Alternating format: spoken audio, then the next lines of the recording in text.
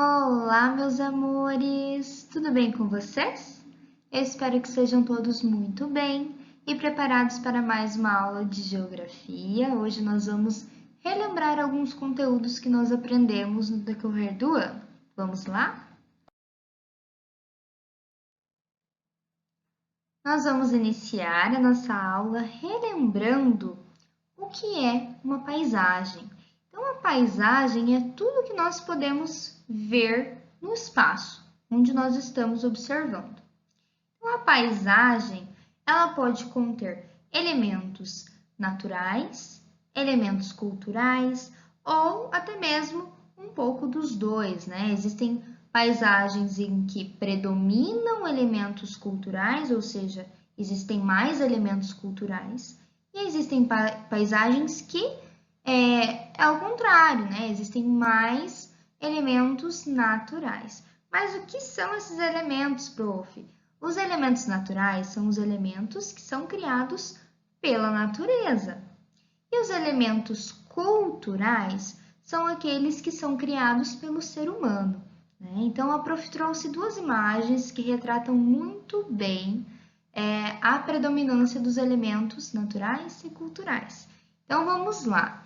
Observando as duas imagens, qual imagem representa uma paisagem com muitos elementos culturais, que são aqueles que os homens vão criando, né? Qual das duas imagens? A primeira ou a segunda? Muito bem, a segunda imagem. Então, observem aqui. Existem vários elementos culturais, né, que são criados pelo homem. Então, nós temos aqui prédios, casas, ruas, e tudo isso foi criado pelo homem. Então, são elementos culturais. E na imagem ao lado, nós temos uma imagem linda, olha só. E aqui predominam elementos culturais, que são criados pela natureza. Então, aqui nós temos um lago, nós temos várias árvores, né? Uma vegetação muito bonita, montanhas, e tudo isso foi criado pela natureza, né? Então, prof. Gabi, por que as pessoas transformam a natureza, transformam o espaço? Elas transformam de acordo com as suas necessidades. Então, por isso que as pessoas retiram a vegetação de um local, elas constroem casas, moradias, né, prédios, porque as pessoas precisam de um local para morar, né? Então, elas precisam atender às suas necessidades. Mas mesmo transformando um espaço, uma paisagem, geralmente sempre as pessoas deixam as árvores. Então, nós podemos ver alguns elementos naturais, mas claro que em algumas paisagens os elementos culturais predominam. Então, observem aqui nessa imagem que nós observamos vários elementos culturais. Vocês conseguem ver algumas árvores? Sim, né? Então, essas árvores estão representando os elementos naturais, porque elas são criadas pela natureza, né? Muito bem. Então, relembrando, paisagem é tudo que nós podemos ver, né? Enxergar no espaço onde nós estamos observando.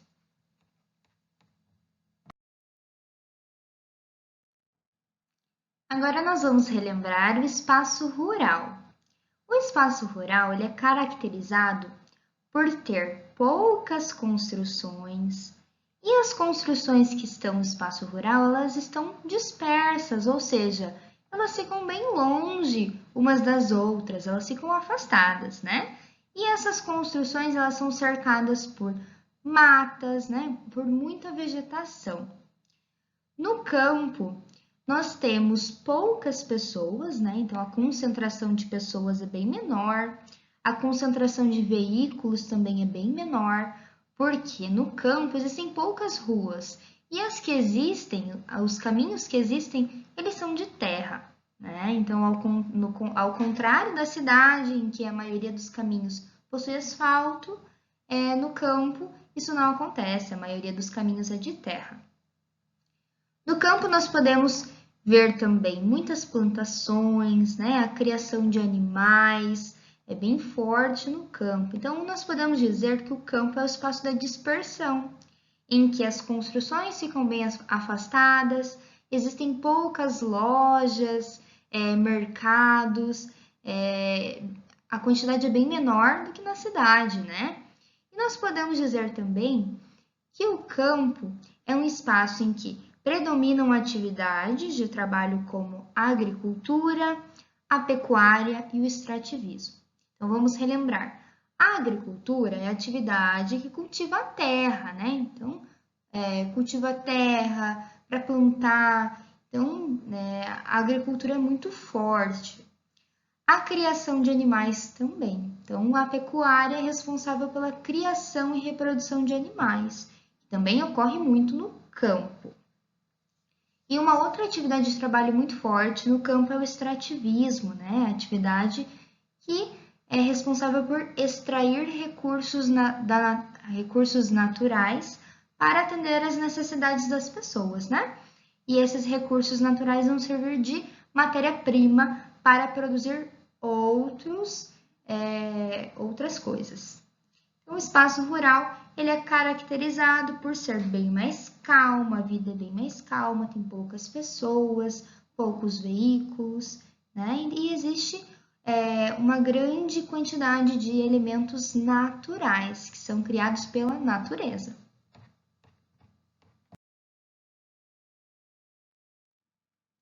E o espaço urbano ele é bem diferente do campo, né?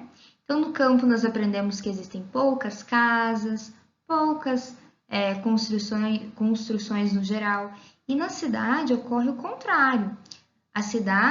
Na cidade existem muitas construções, muitos prédios, muitas lojas, muitas fábricas, muitas casas, né?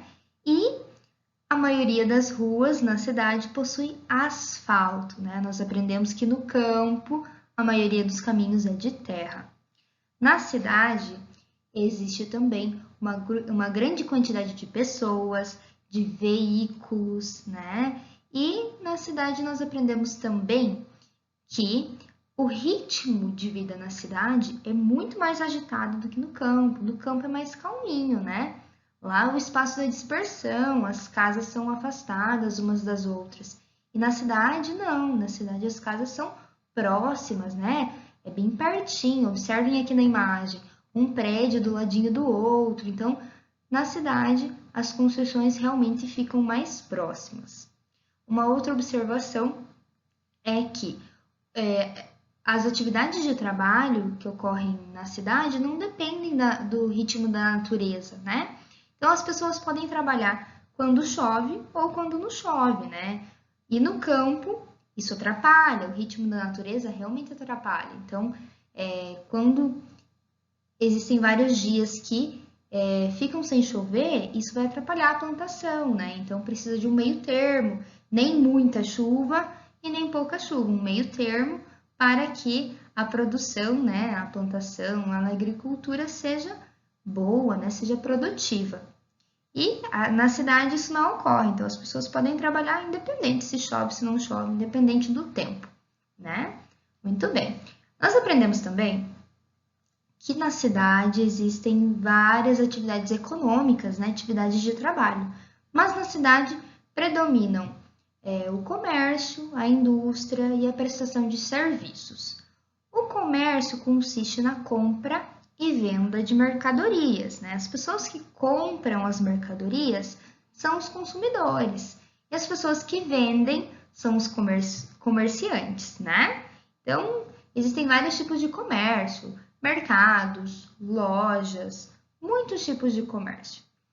E a prestação de serviço, ela ocorre quando a prestação de serviço, na realidade, as pessoas não vão vender um produto, elas vão vender o seu serviço. Um exemplo é, quando nós vamos até um salão de beleza, nós não estamos comprando um produto, nós estamos comprando um serviço, né? Um corte de cabelo, nós vamos também fazer uma hidratação, por exemplo. Então, nós estamos comprando um serviço e não um produto. Assim como quando nós vamos até o dentista. Nós não estamos comprando um produto, né? Então, o dentista vai prestar um serviço, que é cuidar os nossos dentes. Então, a prestação de serviços ocorre dessa forma. E uma outra atividade econômica muito importante que ocorre na cidade é a indústria. Então, a indústria vai transformar a matéria-prima, né, que é retirada através da agricultura, através do extrativismo, através da pecuária, em diversos produtos, né? O prof vai dar um exemplo. Os agricultores que estão lá plantando vários tipos de alimentos, como por exemplo, laranja, eles estão colhendo laranja.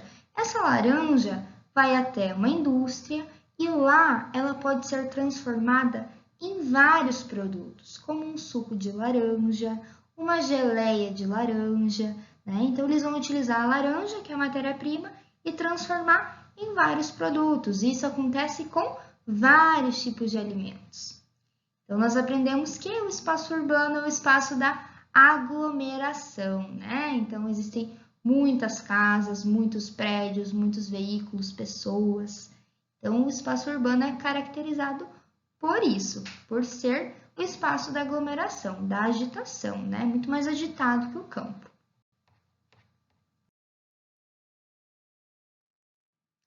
Agora nós vamos relembrar os cuidados com a natureza e seus recursos. Nós aprendemos que recurso natural é tudo que está na natureza e pode servir para atender às necessidades das pessoas, né? Então, nós podemos retirar esses recursos para atender às nossas necessidades, para transformar em outras coisas, né? Mas existem recursos naturais, renováveis e não renováveis. Vocês lembram a diferença? Os recursos naturais renováveis são aqueles que se renovam, né? Se renovam naturalmente ou por meio da ação humana.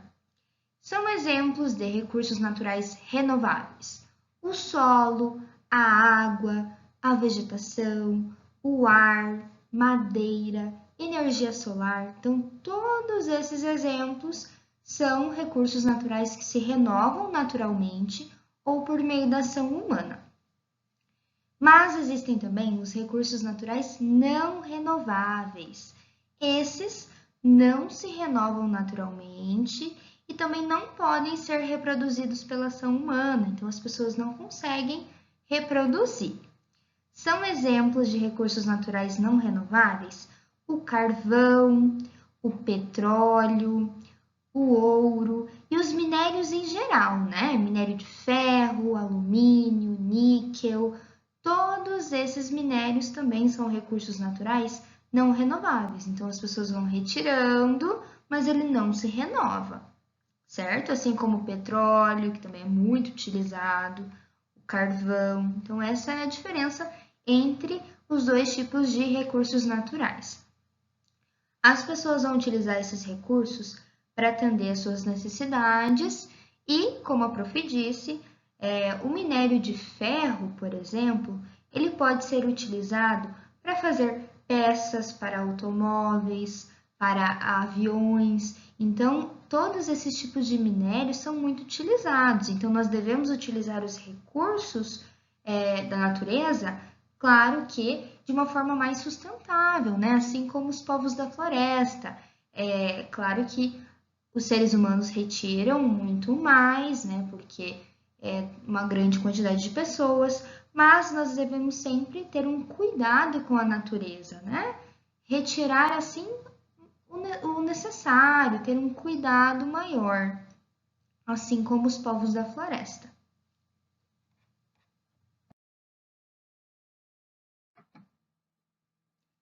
Nós aprendemos também que nós devemos separar o lixo que nós produzimos. Por quê, prof? Porque separando o lixo, nós vamos separar o lixo orgânico, né? Que é composto por restos de comida, cascas de fruta, toda essa parte mais orgânica mesmo. E vamos separar do lixo reciclável, que é aquele que nós podemos reciclar, reutilizar. Mas, prof, você disse que com o lixo orgânico a gente também pode fazer adubo. Isso mesmo, com o lixo orgânico nós vamos separar esse lixo orgânico e ele vai passar por um processo de decomposição natural, né, chamado compostagem, e depois esse lixo vai virar adubo, e aí nós podemos utilizar para plantar. Então, é muito importante separar o lixo orgânico, né, e nós podemos reutilizar depois. E o lixo reciclável, que é composto por papel, plástico, metal, vidro. Então, esse lixo reciclável, nós também podemos reutilizar de outras maneiras. Então, nós já vimos vários exemplos de brinquedos feitos com garrafa PET, vasos para plantas. Então, nós podemos utilizar a nossa criatividade e dar um novo fim para aquela embalagem, né, que iria para o lixo. Então, é muito importante separar o lixo. Claro que nós podemos também separar o lixo e levar até locais que vão dar um fim para toda essa embalagem, né? Que vão reciclar o vidro, metal, o plástico, papel. Então, nós podemos fazer isso também. Então, é muito importante separar o lixo, né? E não jogar tudo junto, lixo orgânico, com papel, com vidro, com metal, até para que as pessoas que fazem essa coleta do lixo não se cortem, né? Então, é muito perigoso quando nós quebramos um copo em casa, sempre embalar bem esse copo, né? Passar uma fitinha, para que quando as pessoas coletarem esse lixo, elas acabem não se cortando. Então, é muito importante ter esse cuidado, né? Com o próximo. Retomando, amores, existe o lixo também que nós não podemos depositar junto com o restante do lixo, né? Que é o lixo eletrônico. Então, a prof explicou que o lixo eletrônico, ele deve ser depositado em alguns pontos, né? Em que as empresas dos eletrônicos deixam, né? Para que as pessoas possam levar. E muitas vezes essas empresas acabam reciclando até peças que eles podem utilizar novamente. Então, é muito importante levar esse lixo eletrônico nos postos de coleta, que vai dar um destino muito melhor para esse tipo de lixo, né? E nós acabamos não misturando com outro tipo com o restante. Muito bem. Amores, outra coisa que a prof explicou também sobre o lixo, né? Nós devemos sempre respeitar as cores das lixeiras. Então, eu não posso pegar um papel e jogar lá na lixeira amarela, né? Porque a lixeira amarela é uma lixeira específica para que você possa jogar um material de metal, né? Uma embalagem de metal. Eu também não posso jogar o vidro na lixeira vermelha, que é a lixeira do plástico. Então, a gente sempre deve jogar o lixo na lixeira correta. Prof, e o lixo não reciclável? Exatamente, o lixo reciclável também tem uma lixeira específica. E que tipo de lixo é esse? Ele é composto por fotografias, papel sujo engordurado, lâmpadas.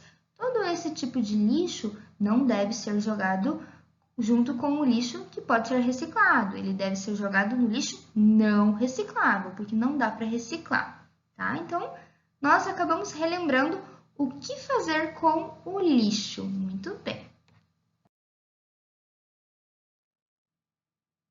Por hoje é só, meus amores. Eu espero que vocês tenham gostado da aula. Qualquer dúvida, procurem as profs, não esqueçam. Um grande beijo e até a próxima aula.